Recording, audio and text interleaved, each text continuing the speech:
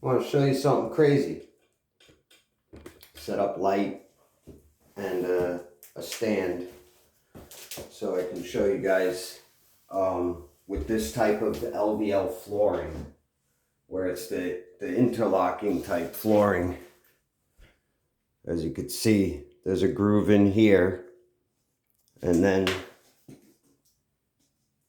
this part, this part gets locked in to make a seamless and also waterproof seal. But now what's really wild with this floor, and this side is the other locking side. So you always cut the other side on the wall. But what I noticed with this flooring is you can put it in place, right? And then let's say here, well, I'll do it on this side. All right, so I got it locked on this side, and I guess it wouldn't work that way. Okay, for what I want to show everybody. So I gotta lock it on this side actually. All right, now it's not locked on the other side, but yet it goes down. You can lock this side in, and it looks like it's good. But now check this out. Let's see if I can do this. Let's see if I can do this. Okay. Let's see if this will be able to see this somewhat. So that's locked. And now I just got to snap this part in. All right. But as you come down to here, you see that little bit of a gap. It's not locked on this side. And I did my whole kitchen floor like that. And it'll work.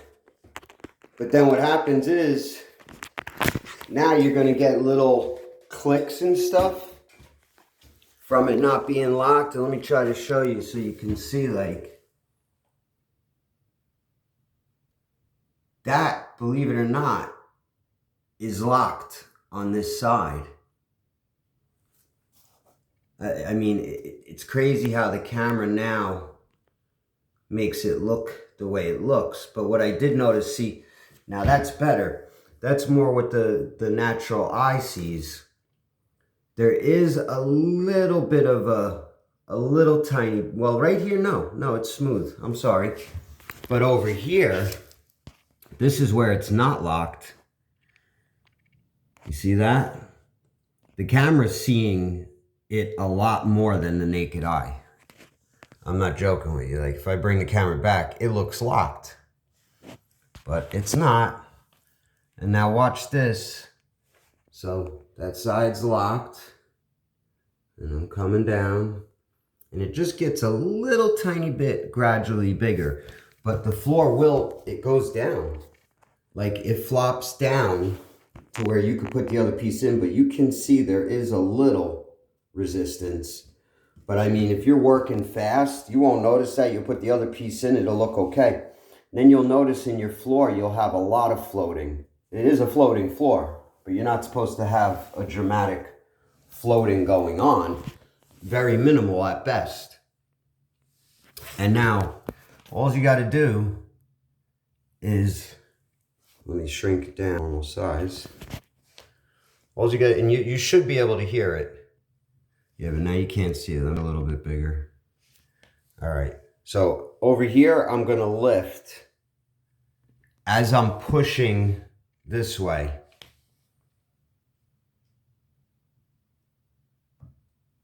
You heard that? It was such a subtle, little tiny sound. But now, if you don't look closely on this side, now this side's locked. This side's still a little bit out. So you still gotta pick up a little and push in. And I'll be honest, I can't do it with the phone. Let me see if I can put it back in its pod, stand holder, whatever you want to call it. So you gotta push down with your thumb here where you see it doesn't look totally engaged, pick up a little, and then you'll actually feel it. And I just felt it. And then you just double check through the rest, and you'll hear a little tuck. And that little tuck is now it's in place. Now it's in place completely. And now you'll notice there's still a little tiny bit of a float going on. Back down to normal size. But you see, that's it. That's all you have to have. You have any more than that, you got a problem somewhere with either the floor underneath, the subfloor or whatever. Not whatever, the subfloor. Or your lock is not fully engaged with your flooring. But now this is all completely locked. But it's wild when you zoom in with the camera. It looks like there's a tiny bit of a gap, but there's not. It's sealed. It's actually sealed. And this is the other side. Well, it's amazing when you zoom in how much of a magnification you get. Now, the only reason why you see that is because I don't have this part locked in yet. I don't have this locked in. So now, to lock that part in, you want to use like a piece of neoprene plastic, a hard piece. You could use a rubber mallet, but I don't think it's a good idea because if you hit too hard, you could actually damage the floor. But I believe you should only use what the manufacturer recommends to lock the floor in place, which is one of those flooring kits. Make sure there's nothing on your block, because every time you put it down, you'll get crap on it, and then you'll put it here and that will be embedded, and you'll slam down and you'll damage the floor ever so lightly, which will cause premature wear and tear. Not failure, but cosmetic damage. And that's it. And you make sure that you don't feel no hump in the floor where your seam is. And then you know it's fully locked. And now, right now, like I felt a little bit there, and I just gave it a good once over, and it's good now. And that's it. But just wanted to show everybody with this vinyl flooring. I'm sure the interlocking laminate flooring is the same. Vinyl is better to get. Always look at that. When you buy flooring, and if it says laminate, don't get it. It's not going to last that long. Or it's not, I shouldn't say that. It does last, but it's not durable. It can't handle high traffic. Where vinyl, and in my case, I got 22 mil thick, which is, it's just got this fake pattern a lot thicker going throughout. So if anything happens to it, you're almost you're most likely able to save it, which is cleaning it up or some. But I'm sure there's plenty of tricks to do. I know there's videos. A guy did a video if you had like a divot in the floor. But in the case of the way I had a divot, I'm almost wondering if his video of his floor, I don't know. This is just a speculation that he might have had one of his pieces weren't fully engaged. Because here I had that problem where I was pushing like this and it was floating a lot. I had a lot of resistance. I shouldn't say resistance, but yet like a divot in the floor. And I watched the video, and the guy he drills 2 little holes, one for the air to escape, and he puts weight around the area, and then he uses one of those turkey syringes, cuts the end to make it flush, puts it in, not going too far because you don't want to go under this part, and then injects a stretch type silicone to just make sure that, see, these floors expand and contract even though it's vinyl.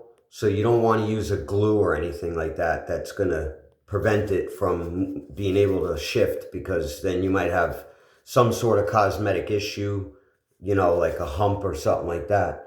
But it was a really cool video on if you have a divot in the subfloor and your floor is not true, you know.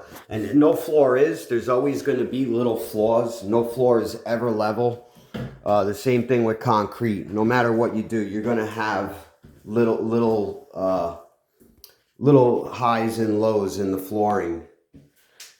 Valleys and whatever, mountains and valleys or something like that.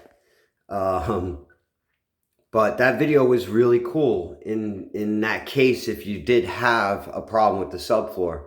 So now in my case, I watched that video and I was about to do it. I ordered the turkey thing. I ordered the silicone that he recommended. Yeah, I swear, this the turkey thing in here, the syringe. This is one of the 2 or 3 silicones he recommended. Now I'll show you what happened. So I laid this whole kitchen floor down. I had all these cabinets set up. They were not mounted or anything. They weren't screwed to the wall. And in the kitchen here, right here, of course, where the door is, you know, it could never be a little bit further away or in an area that's going to be unsusceptible. Can't say the word.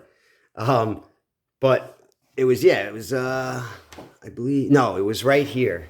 It was right here. I had a real, you know, it was like, it was raised up a little and I could push down and move it. Now it's flat on the ground. I did this subfloor.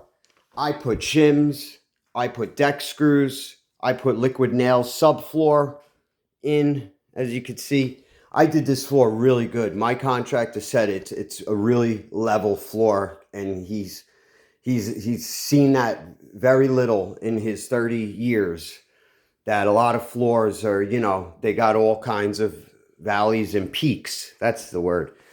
And the only thing with this floor, though, it has a 5% slope. And you can see in the gap. But I'm going ahead of myself here. So I got that stuff. I was going to fix that area of the floor. And I started inspecting my floor. I started looking all around. And believe it or not, of course, in the worst place, it couldn't be over there where it'd be easy to get to. And that's how far I was with the flooring.